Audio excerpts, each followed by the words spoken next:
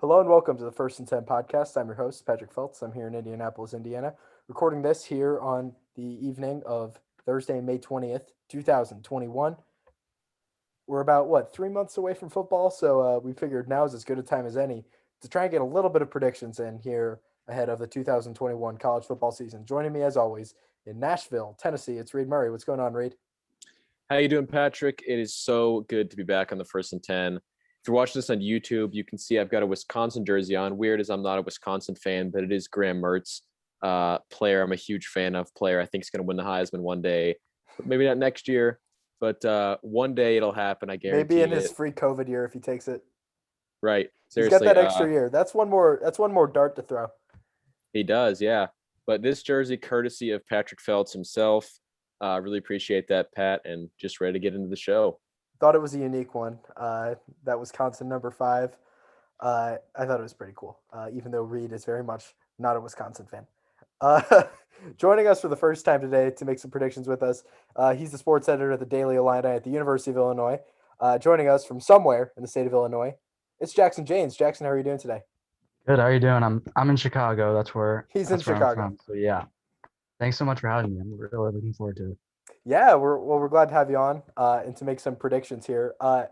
And since you're the guest, we'll let you go first.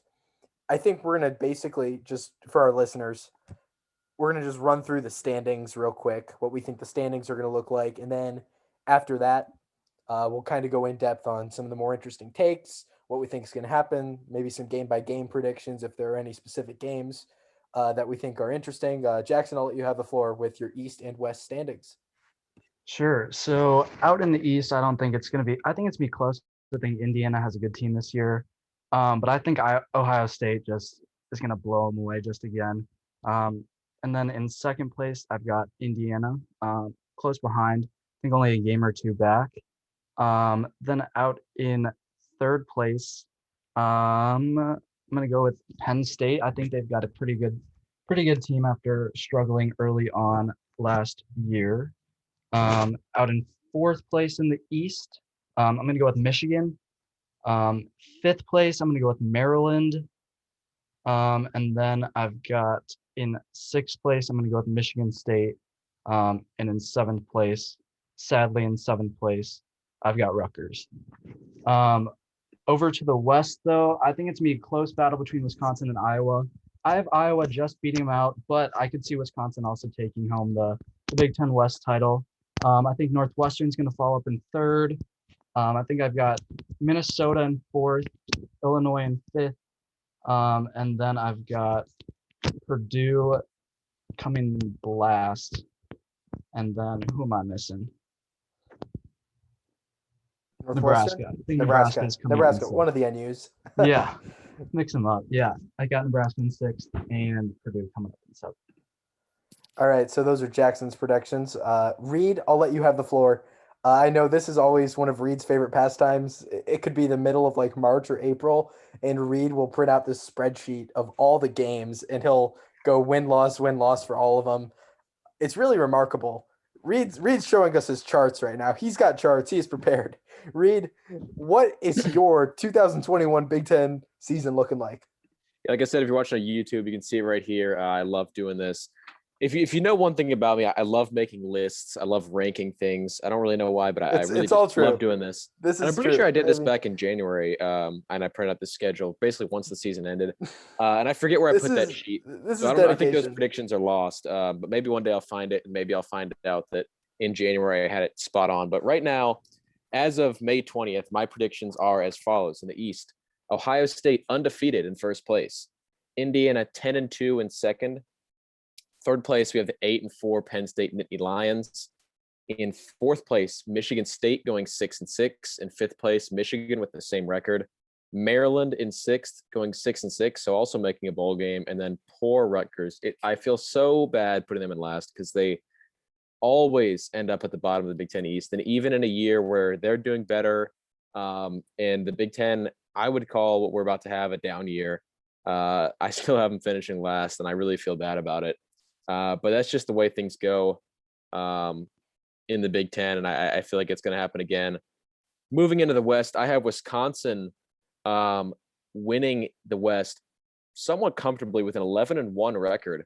Now, I got to be honest with you. I don't know that Wisconsin is going to – I think the 11-1 record is going to be a little deceiving. I don't know if they're that good of a team, but I think they're able to pull through in their schedule, get a solid record of 1 or maybe 0 losses. Second place, we got Iowa going 8-4. Third place, you're going to love this one, Jackson. We got Illinois going 7-5 in third. Fourth place, Purdue at 5-7. Fifth, Minnesota at 6-6, only in fifth because of conference records. Sixth place, we got Northwestern going 5-7, and then seventh, the poor old Nebraska Cornhuskers, who will be going 2-10, if not 1-11. I kind of agree with a lot of that, Reid. So my projections are looking very similar to yours. I didn't go through and do the game by game, so I don't even know if my projections are entirely possible. I basically just looked at the teams and said, what do I think they're going to do? And looking at the East, I agree with you. I have Ohio State at the top, 12-0. I want to project that upset against Indiana because I think Indiana has a legitimate shot to win that game and thereby potentially win the East. But I just don't know if I can do it, especially at this juncture. Maybe as we get closer to the season. You know, there have been points where I've said I think Indiana's going to win that game, and I think Indiana's going to win the East. But right now, I've gone back and forth. I realize, that's just too tough to call right now. And if I were to call it, 30 years of history are telling me to pick Ohio State. That is how it is. And until that changes, I see no reason why that really shouldn't be the case. Although I think Indiana is going to give them hell this year, and I think it's going to be a really good game. The Hoosiers have a chance to win that game and to win the Big Ten East. Don't get me wrong. But Ryan Day hasn't lost a regular season game. I mean, there are going to be some changes on this Ohio State team, but not enough to the point of where I'm not going to say they're going to win the Big Ten East. But coming in second, I have Indiana at 10-2, which would be a remarkable season. I think they're going to lose to Ohio State and then maybe drop another, potentially, looking at the schedule, maybe Cincinnati, maybe Penn State, one of those. Coming in third, I have the Maryland Terrapins at 8-4. I love this receiver core. I think they've got some great receivers. Dante Demas, Rakim Jarrett. This offense is going to be great, led by Talia Tagovailoa. The defense can step up a little bit, which I think it is. Mike Loxley's been recruiting really well in the DMV. This Maryland team can make a legitimate run to go into a good bowl game. And then I have Penn State in fourth at 8-4. I have Michigan fifth at 6-6. I know in previous talks and podcasts I've had, I have been lower on Michigan, saying that they're going to win like 4 games, but I think 6-6 is a little more reasonable. I don't think they're going to be all that good, but it is still Michigan, so you have to kind of give them the benefit of the doubt. I have Michigan State at 5-7, and then Rutgers I have at 4-8, but I think that's a deceiving record because I think they're not a 4-8 caliber team, but by being in the Big Ten East, you are going to lose more games than you should otherwise, and that's unfortunate. They play a pretty tough schedule. Their non-conference isn't, but I think 4-8, 5-7 is probably the range for this team, just by playing that Big Ten East schedule. So now let's look at the West. I've got Wisconsin at 10-2. I have them winning the Big Ten West pretty comfortably. I think they're going to be far and away the best team if they can retool that offense. Full off season with Graham Mertz as the starter. They retain a lot of their weapons. They've got a running back now. Jalen Berger is the guy. They retain a lot of that defense too. So I think Wisconsin is going to go 10-2. They've got a shot at making a Rose Bowl. Iowa, I have at 8-4 in second place. I'm not as confident in this team. I think they're going to have a great defense and a great offensive line. That's what we expect from Iowa. I don't really like, their weapons. They've got Goodson at running back, but other than that, kind of shaky. They don't have a lot of returning production. They've got Reggiani, but beyond that, not much returning production, especially for Spencer Petras, who was shaky for a lot of last season. I've got Minnesota at 7-5, which, compared to 2019, this isn't great, but it's a big rebound season from what they were last year. And I expect Tanner Morgan to be a better player because he was pretty bad at stretches last year. I've got Illinois at fourth, 6-6. I think they're a bowling team too, Reid.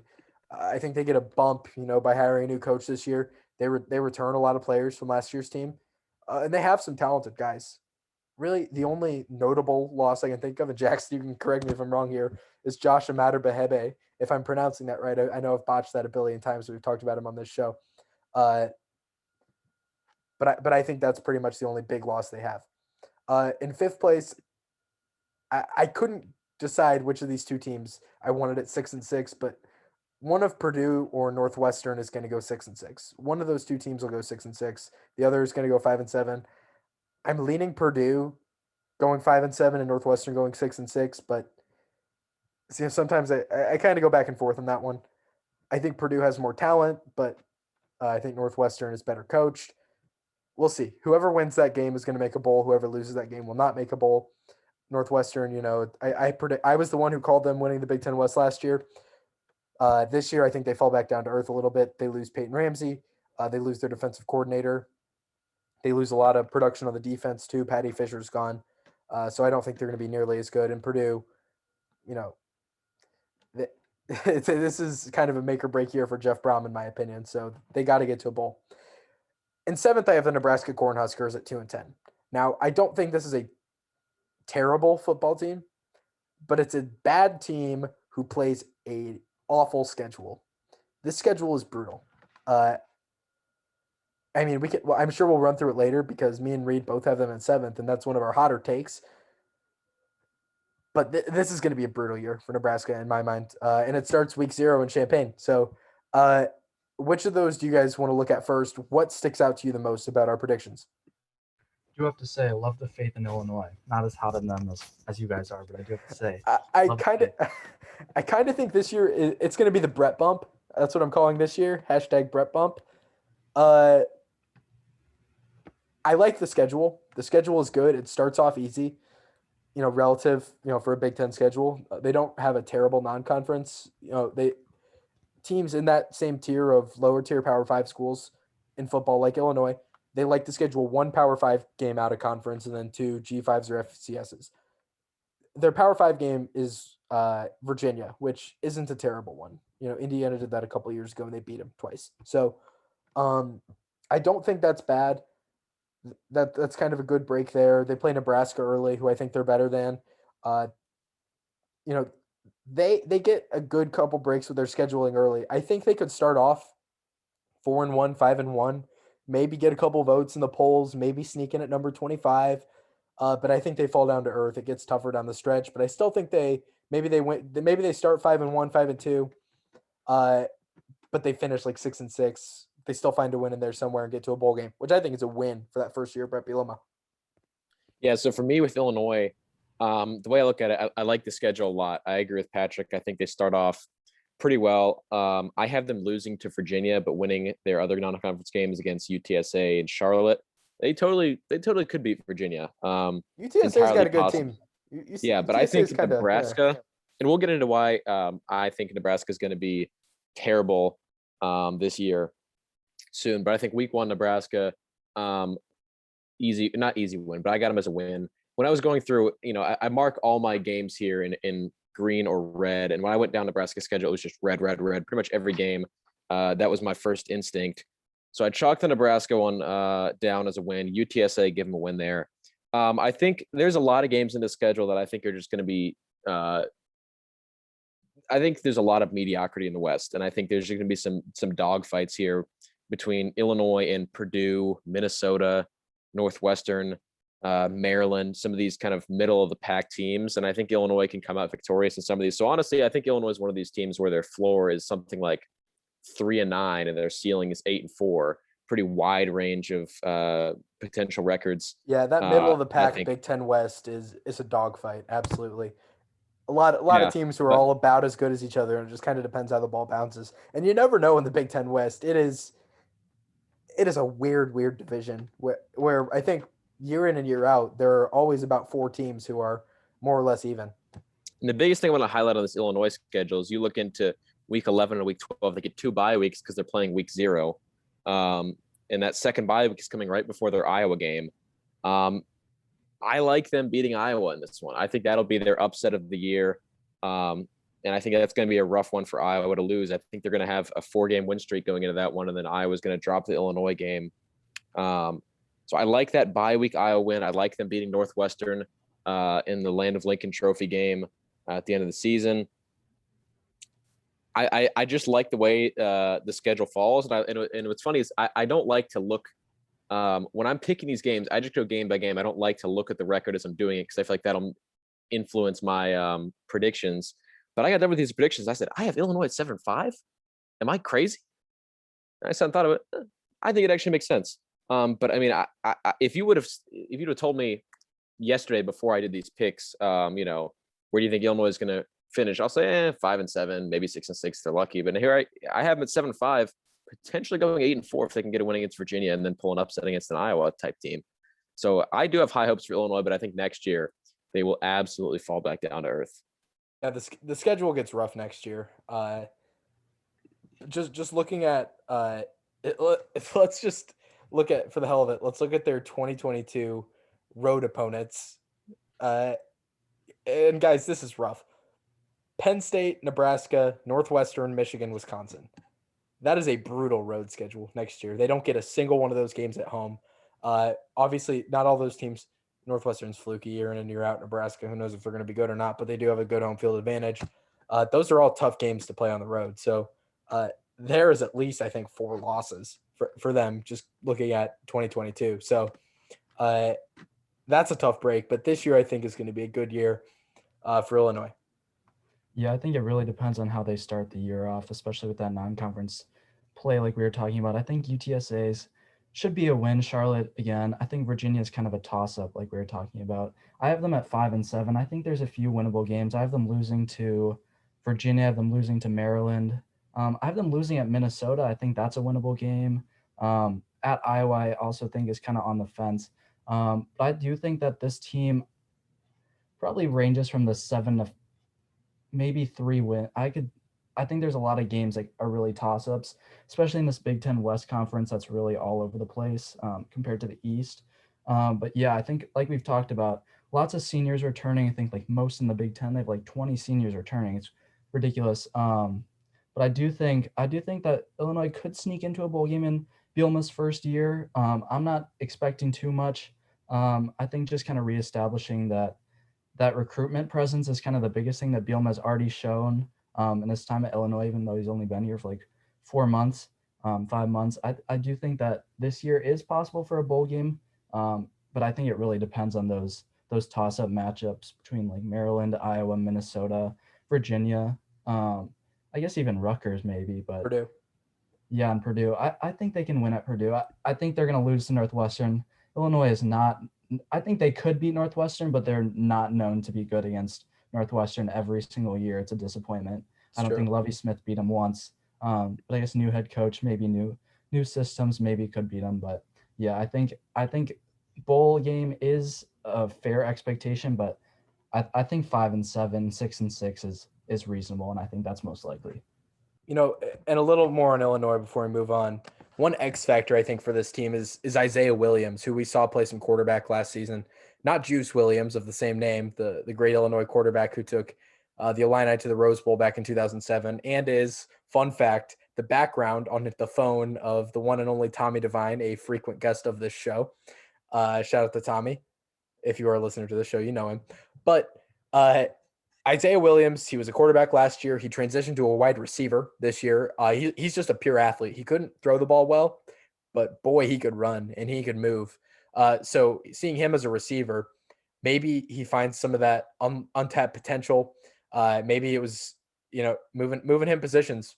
He's an athletic player. So I think he can figure out, and athletes like that don't grow on trees. So if he gets going at receiver, the position changes can be hard sometimes, but if he gets going, I think he can be a very good receiver for this Illinois team and perhaps a more explosive target for Brandon Peters at quarterback.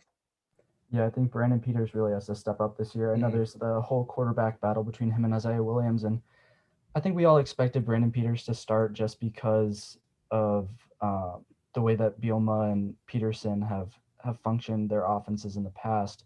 But I do think that this is a big year for Brandon Peters. I think it really depends on the weapons around him. But I think he has the weapons and the potential to have a solid year after such a disappointment last year. I know he got COVID early on, but I think there's a good chance that he puts together a solid year with Isaiah Williams at wide receiver, a couple of good weapons at receiver, tight end, and running back as well. So I think he has the potential to do well.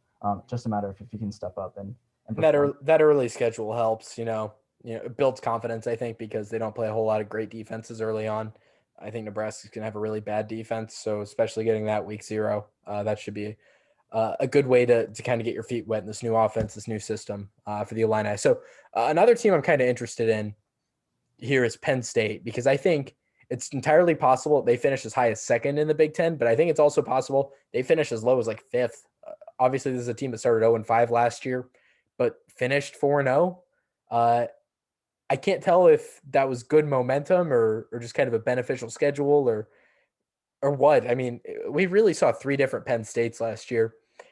We saw that Penn State in the first 2 games that was very good, but had a almost fluky loss to Indiana, although you have to say Indiana went toe-to-toe with them.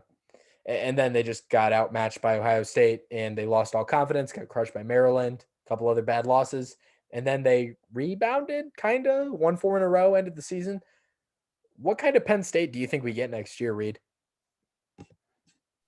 I think we get a Penn State that is not quite the New Year's Six contender or challenger we've seen in the past, but certainly not the 500 team we saw last year. Like I said, I have them at 8-4. I mean, at the end of the day, they're not going to be the Penn State that went to the Rose Bowl against USC, or the Penn State that went to the Cotton Bowl against Memphis that we've seen in the past. But I mean, they're still Penn State. They still recruit extremely well. They still have a good coach. As much as we make fun of him on the show and say he's a terrible coach, James Franklin knows how to coach the game of football, and he can coach a team to a solid record. And one game I want to look at here is obviously the Ohio State game. That's their biggest game of the season. It's their biggest rivalry. I wouldn't call it a rivalry, but they do. And this one, it's in the shoe, going to be a packed house in Columbus. So not going to be an easy game, but you look at the Ohio State schedule. This is coming right off of their game against Indiana. So there's certainly going to be no prep for Penn State until Penn State week. And who knows, this team could be beaten down after that Indiana game, win or loss. And this could be an Ohio State side that is not ready for Penn State. So Penn State could catch them in a rough scenario in that game. But at the end of the day, I don't think Penn State has the juice to get it done against Ohio State. I have them losing to Wisconsin early. I think Penn State they're going to be a solid team. They're going to find their stride, but I don't think they're going to be there week 1. I think it's going to take some time. And I think Sean Clifford, he might have some issues early. He may not be the guy for the entire season. Got him losing to Indiana. I just think Indiana is straight up the better team, and I think they're also better coached. Ohio State, I have them losing that one. And then at the end of the year, I have them losing a tough game against Michigan State. I believe in this Michigan State team. I think they're a pretty underrated team in the Big Ten. And I think it's going to be a bit of a trap game for Penn State there. Or not really a trap game. It's not sandwiched between 2 games, but I think Michigan State could catch them and come away with a win. So I got them at 4 losses, but I think they'll be a solid 4-loss team. They'll go on to win whatever Music City Bowl or Duke's Mayo Bowl, or that kind of bowl game that they go and play in. Yeah, I know the Big Ten doesn't have a Gator Bowl tie-in anymore, but this team screams like Gator Bowl, or maybe like, if they get lucky, Outback Bowl or Citrus Bowl. I mean, this is just Citrus. Let's not be crazy now. Okay, maybe not Citrus Bowl. Outback Bowl. Actually, no, that wouldn't be crazy. It wouldn't shock if they made the Citrus Bowl. But. No, it shouldn't shock if they make the Citrus Bowl. The Citrus Bowl, Outback Bowl, that Gator Bowl, that sort of range, I think is pretty reasonable to expect for this team. Las Vegas Bowl now. We have that tie-in, don't we? That's entirely true. I think that's an 8-4 game, more or less. But I think they could go into one of those, and I don't think that's a letdown at all. That's certainly an improvement over last year. So, they've got that, and they've got the whiteout is going to be Auburn, which is a big one. I think they're going to beat Auburn. I just don't know if I can trust Auburn. They always drop a non-conference game.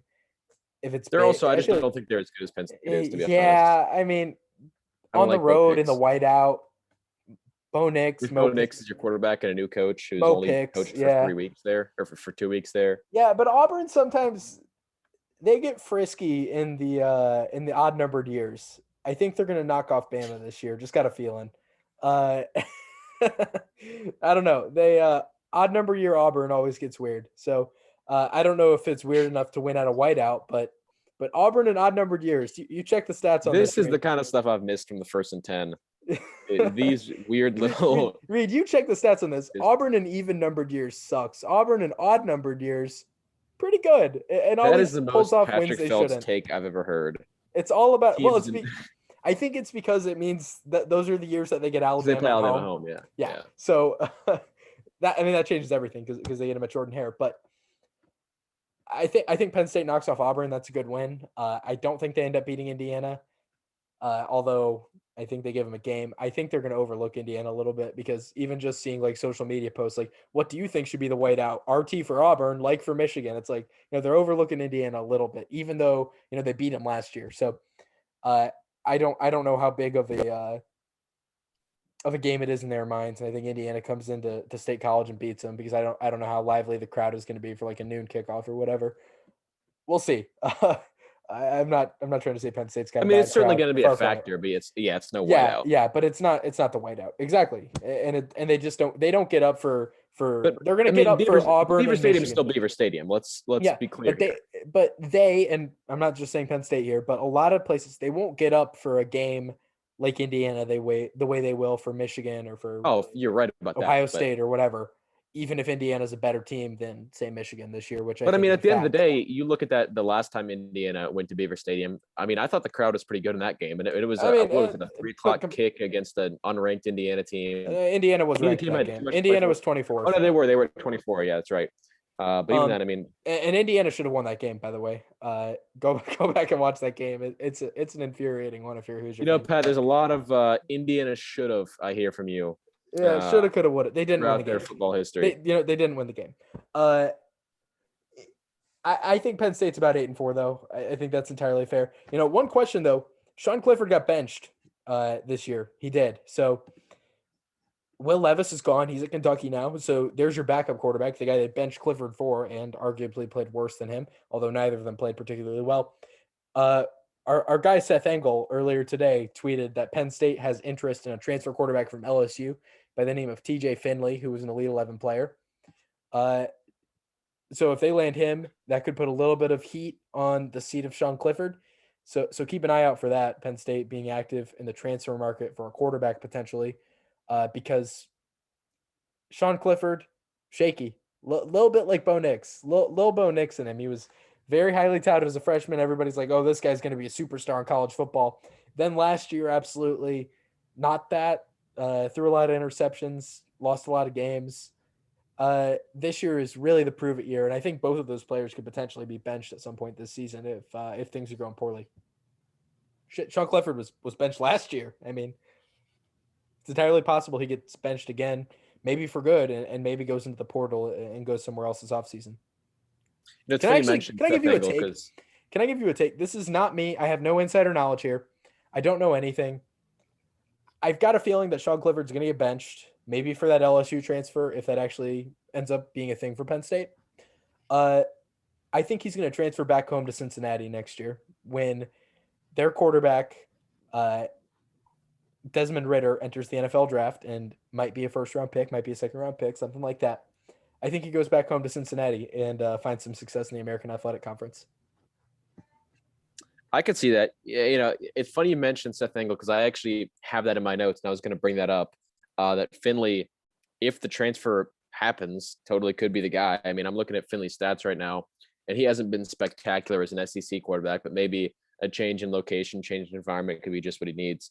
But at the end of the day, I don't think Penn State's going to have a fantastic quarterback no matter what, whether it's Clifford or Finley or any other backup quarterback in Happy Valley. I don't think if this team succeeds, it's going to be because of the quarterback specifically.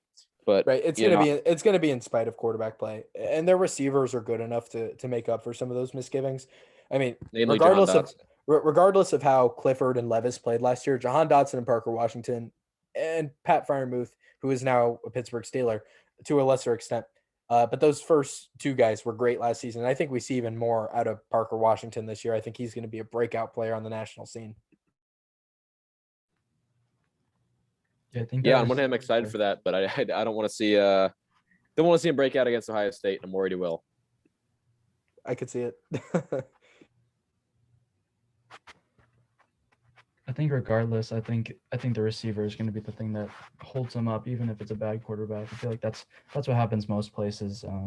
I mean, it would be nice to have someone competent at quarterback.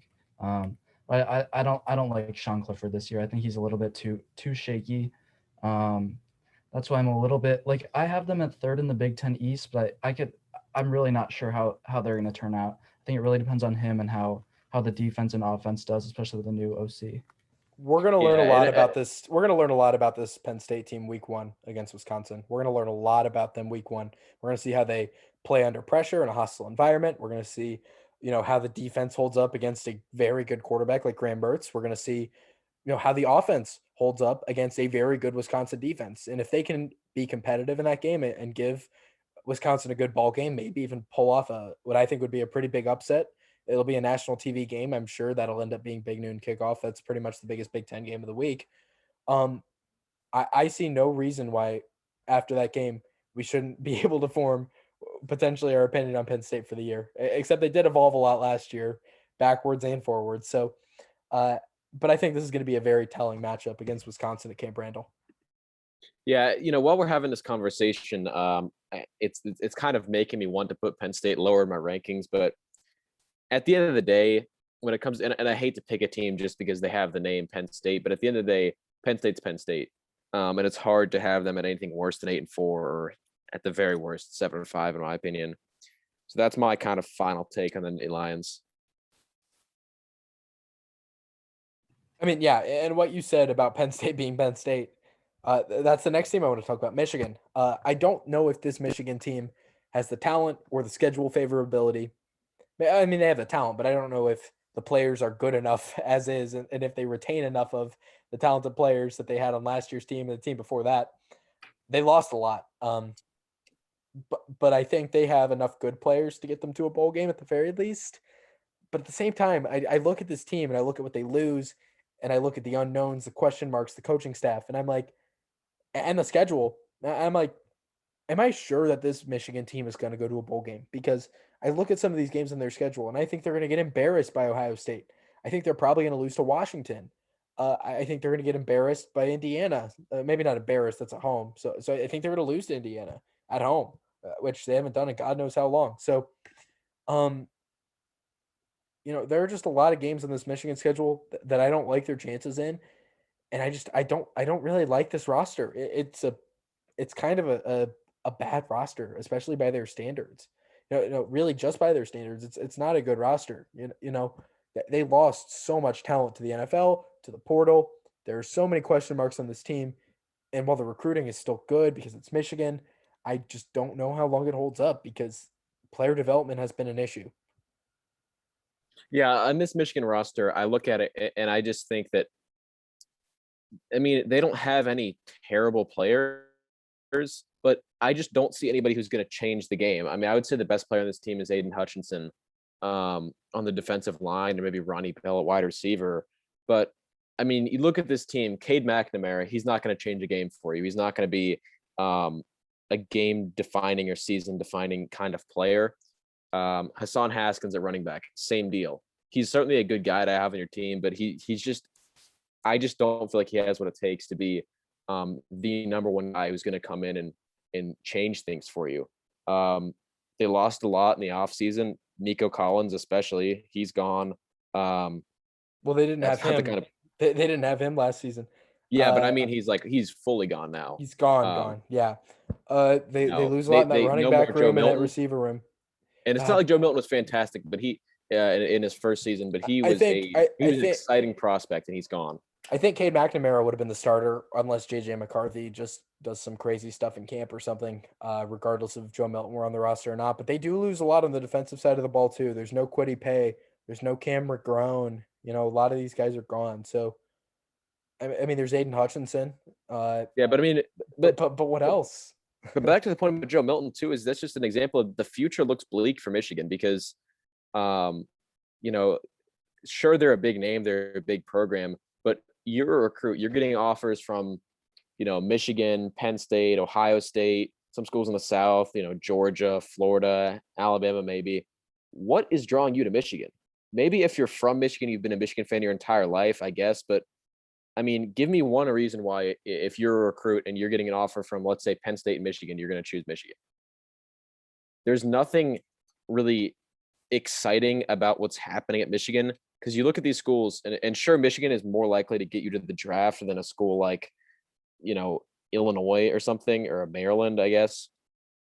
But you look at these big name schools that produce players that go to the NFL all the time. These are the kind of guys Michigan is competing with. What sets Michigan apart? It's not like Jim Harbaugh is a fantastic coach, and it's not like he has a great track record of. I mean, sure, he coached in the NFL, he took a team to the Super Bowl, but in college, he hasn't done anything fantastic as a college coach.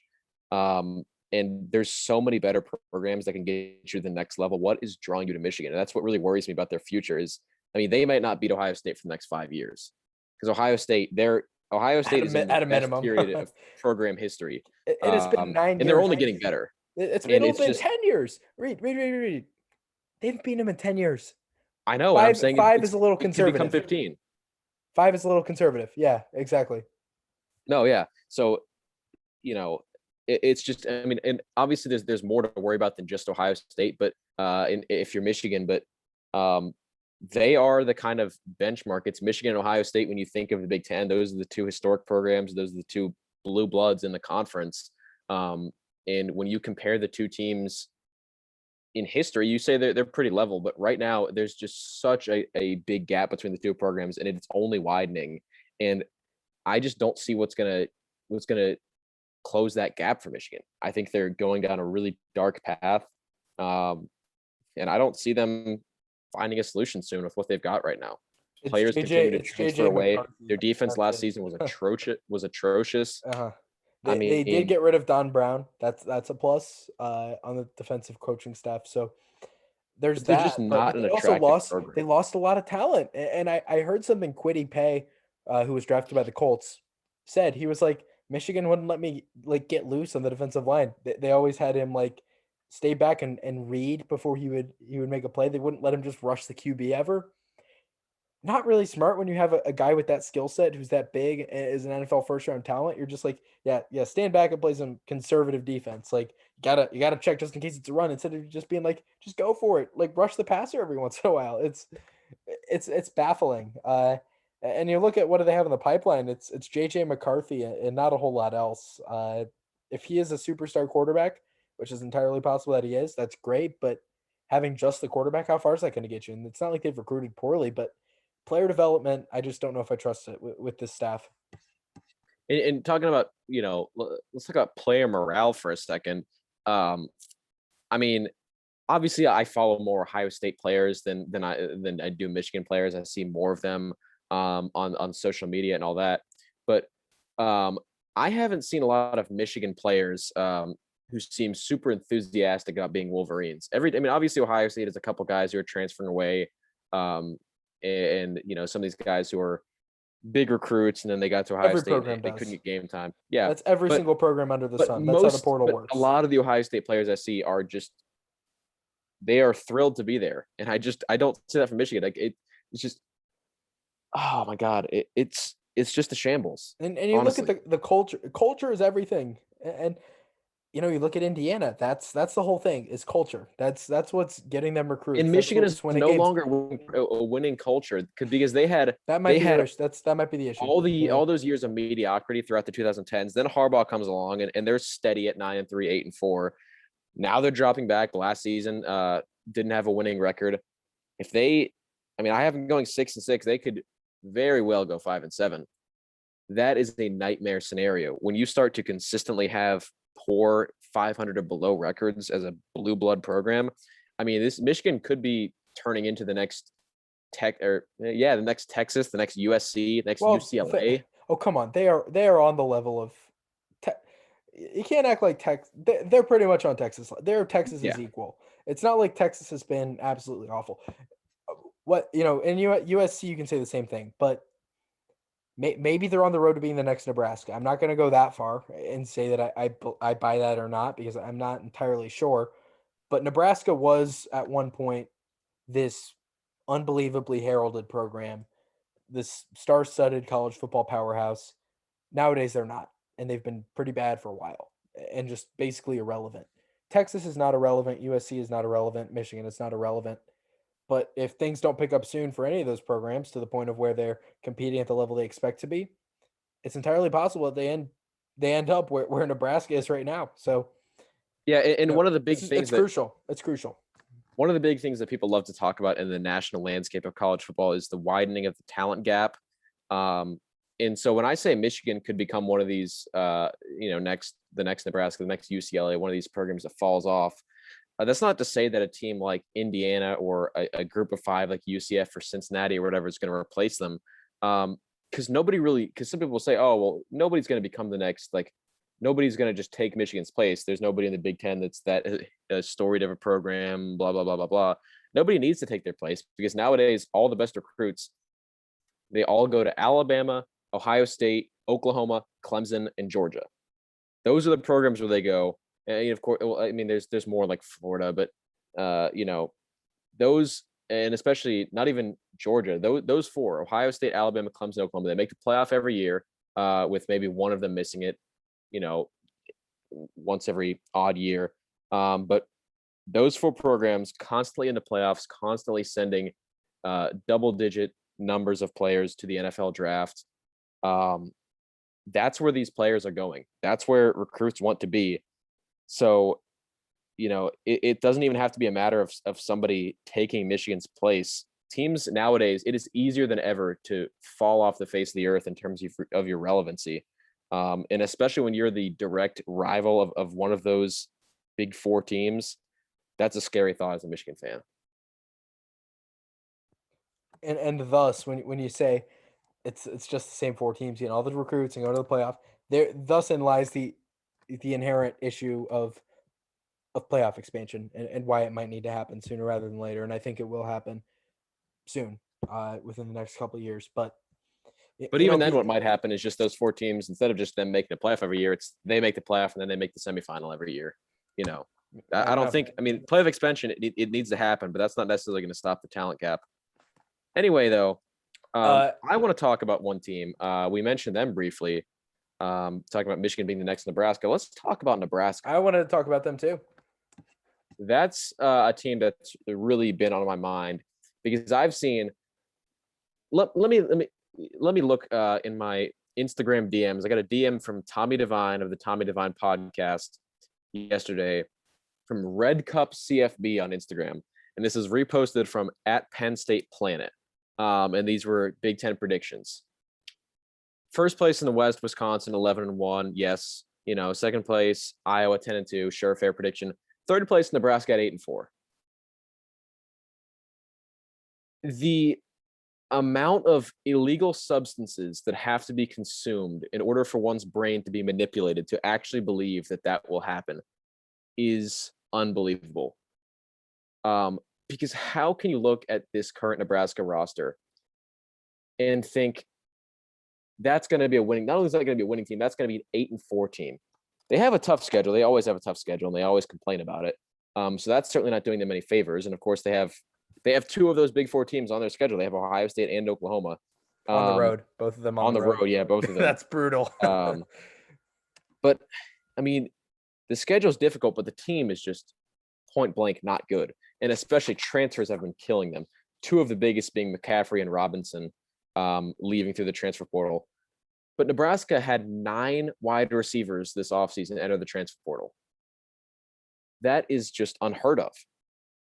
So you look at this team who their entire offensive scheme, it seemed last season was, having the quarterback run, doing a couple option plays, pretty one-dimensional offense that relied heavily on the run game. You would think they're trying to maybe build a second dimension to this offense, and all the receivers want to go. And their best player, Wan'Dale Robinson, at least in my opinion, he's their best player.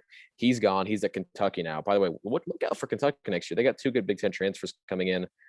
They could be a scary program in my opinion. Sneaky good program out of the SEC East. But that's beside the point.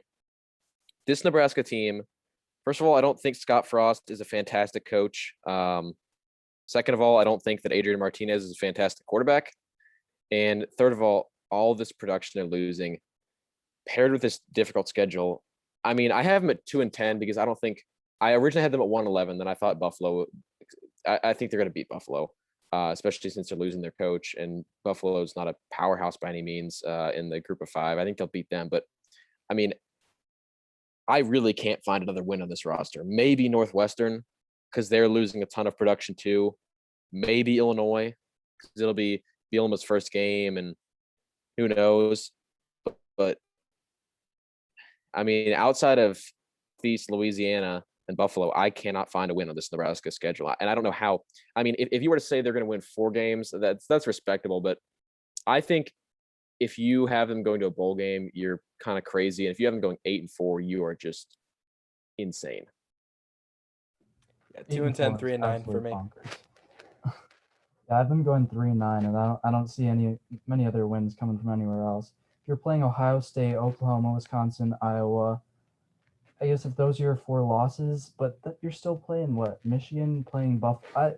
I could see them maybe pulling a win against Buffalo. I think they're going to probably lose to Purdue. Buffalo Or did maybe just beat lose their Purdue. coach to Kansas. Yeah, I just don't see where they're going, and I don't see any good play from their quarterback. I think Adrian Martinez really struggled last year, and I don't see a replacement for him. So I don't really trust anything that Nebraska is doing this year. Yeah, and this whole flex bone thing, well, they obviously don't run the flex bone or the wishbone. It's not the 70s, but this power running option offense thing they want to run, that doesn't win anymore. That doesn't win, and it doesn't win in the Big Ten. Uh, you can say all you want that we're going to try and have this running quarterback and then power running. I like their running back, Marquise Stepp, a USC transfer. He's from Indianapolis. He went to my rival high school, but um, I just don't get it. And when you run this offense where you just can't really throw the ball a whole lot because you had 2 quarterbacks, so you played both, a fair amount.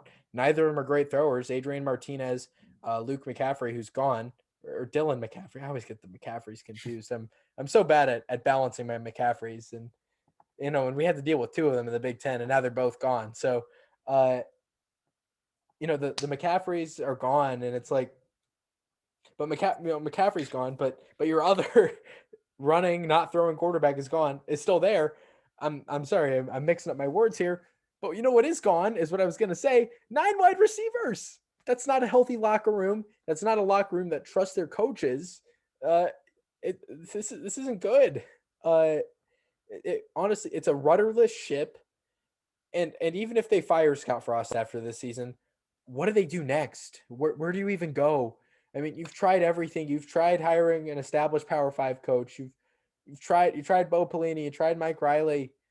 And then you tried Scott Frost, this up and coming G5 coach who was amazing. He took UCF undefeated after going winless to undefeated. And he was the quarterback in Nebraska. He's a Nebraska boy. He's coming home. He loves it. Go Big Red, all that stuff. And it's been terrible. So if they end up winning 3 games this year, or 2 games, or whatever, 4 games, like I think they will, and he gets fired, what do you even do next? What is the next move for that athletic department? Because I don't know what you do. Do you just try and pool all your booster money and pull off some insane hire? I mean, the most comparable situation in my mind is Indiana University basketball. Is Indiana basketball? The Archie Miller hire didn't work out.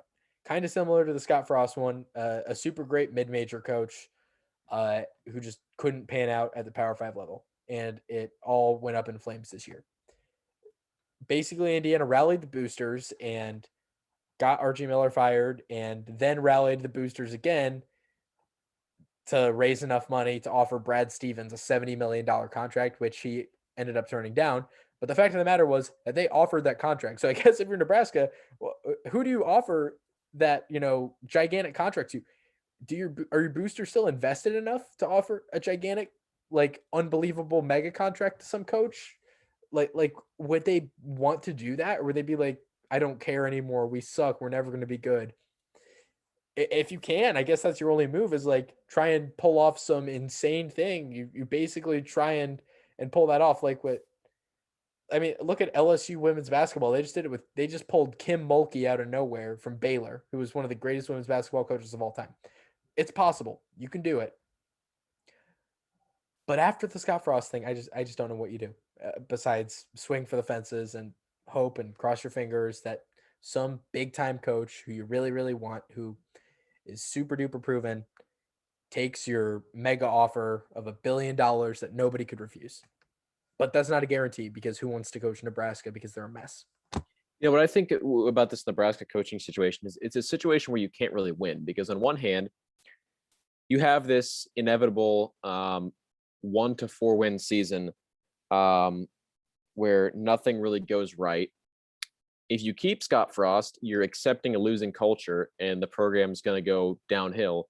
But if you fire him, probably not going to be a great replacement coming in. You're probably going to be with a similar situation, except now you have players in the locker room who aren't as familiar with the coach. The player's still there. They got to have a lot of faith in Frost to have not left by now. So, now you have a locker room full of players that were not recruited by this new coach, and maybe they don't have the faith or the morale necessary to be successful. So, rough situation keeping him or getting a new coach.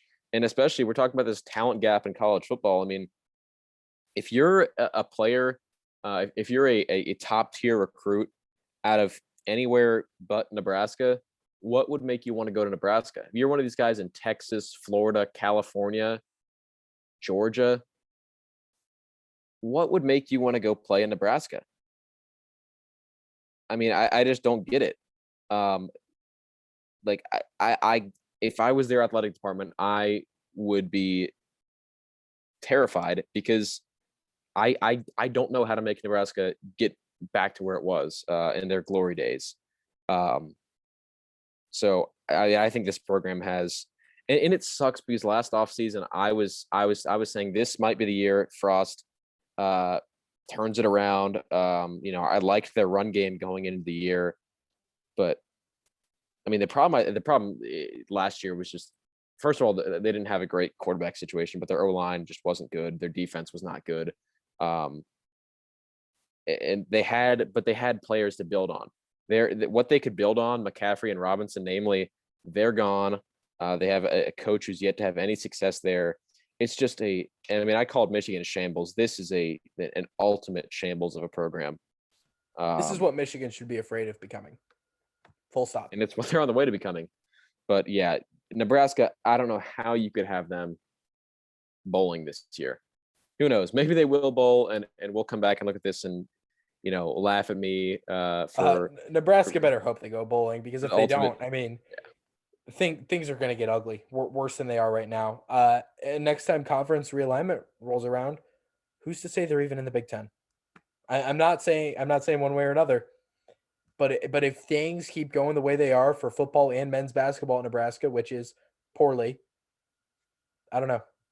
And they pissed a lot of people off in the offseason too. They did. They didn't make any friends with their whole pouting about playing or not playing. And their schedule too. Let's not forget about that. And the schedule complaints. I mean, I don't know how many friends. I'm not trying to say one way or another. I don't know here, but I don't know how it's going to go. And I think there's a lot to keep an eye on. This is a make or break season for Scott Frost and Lincoln. Can you imagine if our April Fool's Day post about Nebraska leaving the Big Ten and going to the Big 12 comes true? We can only hope. It's a better regional fit for them. So maybe. One team, we're going late here on time, but one team I would like to talk about before maybe we wrap up. Maybe this is the last team. I did want to talk a little bit about Indiana. I mean, we have to. It'd be uncharacteristic if we went a whole podcast without doing it. Floor and ceiling for Indiana. What do we think? I think the floor is like 8 wins. Which that's a hell of a floor for Indiana, by Indiana standards, right? I think the ceiling is college football playoff appearance. I'm not saying they're going to get there, but I think that's the ceiling. Well, in terms of floor and ceiling for Indiana, for me, my justification for both of my answers is because it's Indiana. I say 11-1 is their ceiling because it's Indiana, and I think there's no way they can go undefeated. They will find a way to lose somewhere if they 11-1 is still potentially a college football playoff team. Keep that in mind. Okay, I hate to say this. but I feel like an 11-1 Indiana or a 12-1 Indiana, if they go and win a Big Ten championship, would not make the playoff unless there were no other potential playoff teams, just because there's not as big of a market as the other teams. And the playoff committee has shown they care less about teams who deserve to make the playoff than they do teams who will make them more money. So that is the unfortunate reality. Yeah, I'm sorry. Living in. So I I think for completely Indiana to make the no, playoff, no, no, no, I completely disagree. There's no way that a 12-1 Big Ten team gets left out in a million years. Just not I don't happening. know, because they'll find Actually, some way to justify it. you know what? A 12-1 Big Ten team could get left out. Remember when Ohio State did? Yep. Because they lost to Purdue. So as long as the loss isn't egregious, I think it's entirely possible they could. Well, anyway, I think Indiana, I cannot imagine a reality where they don't lose a game this year. I think they're going to lose to Ohio State. But even if they do pull off the upset of their program's history, I think they will drop a game against Michigan State, Maryland, Rutgers, Purdue, Minnesota, one of these teams who is not a better team than them, but somehow finds a way. I think that's just I disagree. I think in 2019 we were shown that they can beat teams who they are much better than. The teams who they just have an advantage over, they can beat no matter what. The issue is, can they beat every team who is more talented and favored than them or better than them or whatever? The teams who they historically have not been able to beat. That is the issue. I think they drop maybe a game or two to a Penn State or to a Cincinnati or to an OSU I'm just telling you, be prepared. or an Iowa. I don't think they drop any head scratchers. I think the program is beyond that. Let's hope I so. think I'm just playoff is saying. fair. I'm just saying, be prepared for when it doesn't happen. We'll see. I think the playoff is fair as a ceiling, as a pure ceiling, but 8-4 as a floor, I think is also fair. I think realistically though, this is a team who maybe gets to New Year's Six bowl, who maybe They ought to be a New Year's Six team. Yeah, I think it'd be I wrong think if they weren't. something like that. Yeah, But of course, I mean, I thought it would be wrong for them not to be in the Citrus Bowl last year or New Year's Six last year, and here they were in the Outback. Mhm. So, you never know. The college football committee powers that be. Yeah, those who control college football will never cease to amaze you with their bad decisions. But yeah, I mean, I could see.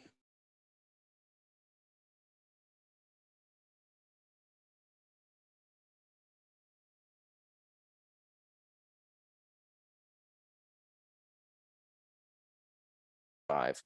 Not saying it's going to happen, and I would be pretty surprised if it did, but it's possible. I think they're going to finish in the top 10 nationally. I think there could be some arguments for them late in the year, maybe to get into the playoffs. I think just like we've said historically, I feel like they're probably going to be like a 5 or 6 in the country, maybe. Really depends on if they can. I don't think Ohio State's reasonable. I think they have the potential to maybe have an upset scare, but I think Ohio State's just far and away a better team. I think 9-3, 10-2. I think that's reasonable, and I think New Year's Six bowl is the most likely outcome.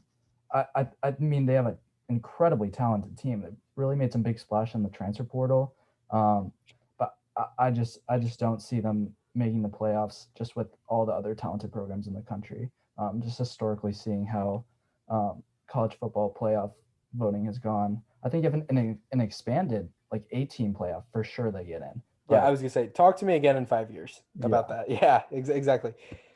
And I think you could say that about a lot of teams. I look at a lot of teams nationally, last season, this season, projecting. Like I don't think a Texas A&M and the SEC is good enough to get to a college football playoff as currently constructed 4 teams. I know they were number 5 last year, but I mean, I just don't think that's a playoff team. In an 8-team playoff, I think they could. Then you start seeing teams in that tier. Who is a clear step down from Oklahoma, Ohio State, Alabama, Clemson, Georgia, Notre Dame, and the occasional LSU. Teams in that second tier, that Oregon, Wisconsin, Texas A&M, Auburn sometimes. Oregon, I already said, USC. Teams kind of in that tier. Maybe Iowa State and Indiana can talk themselves into that tier. Penn State's in there for now. We'll see.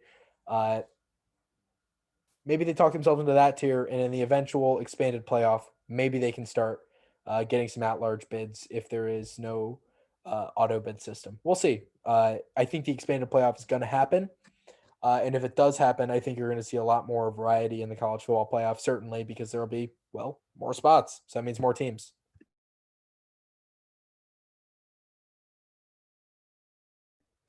All right. Anything else today before we go, guys? Any last thoughts? Anything you want to get off your mind? Any final takes you want to fire off? I'm not going to go in depth explain this one because we're short on time, and also because I don't feel like it. But watch out for the Michigan State Spartans this season. They're going to be better than you expect. They were solid last year. I think they build on it. They're going to become a solid program again. So look out for them. They better not be at the bottom of anybody's predictions with a 4-8-ish record. In Ohio State, CJ Stroud, I think he's the truth. I think he's the next guy at Ohio State. I think I'd be pretty shocked if he did not win that quarterback battle. I think he gets it done for Ohio State. And that's really all I got to say today. Jackson, final thoughts. Yeah, I think just watch out for Maryland. I think they could be a team that surprised a few people. I know they had a decent season last year. I know they had a lot of COVID issues. But I think watch out for Maryland. I think they can be at least a bowl team next year, if not a little bit above there. All Totally their young agreed. players, certainly exciting. Definitely a bright future. That's a fun team. Yeah, I agree with you there, but They kind of remind me of Ole Miss last season. They seem like the kind of team who can maybe they're not going to have a great record, but they could knock things up against a bigger team. I wanted to can see them pulling finish. off an upset. I wanted to finish by talking about Rutgers, who I don't think is going to be great this year, just unfavorable schedule, and it's always unfavorable because they're in the Big Ten East. But their recruiting is picking up, and it's picking up big time. They just landed the number 1 player in the state of New Jersey. That is unheard of for Rutgers. If that recruiting continues for Greg Schiano and the Rutgers Scarlet Knights, this is a team who I think can start considering themselves in as a consistent bowl team year in and year out. Maybe they can start winning 8 games, even in the Big Ten East, which is saying something. So Rutgers is on the rise, even if it isn't this year. Give Greg Schiano a little bit of time. This is a team who can certainly compete more so than they have for the last 5 or so years. That's it for me today. Thank you guys for listening. Thank you everyone for listening. You can follow us online at First and 1G. Jackson, thank you so much for joining us. Where can everyone find you? Of course, yeah, you can find me on Twitter, JacksonJames3. Yep. Thanks so much for having me. Yeah, of course. Anytime. We'd love to have you on again soon. Thank you so much for listening and have a good one.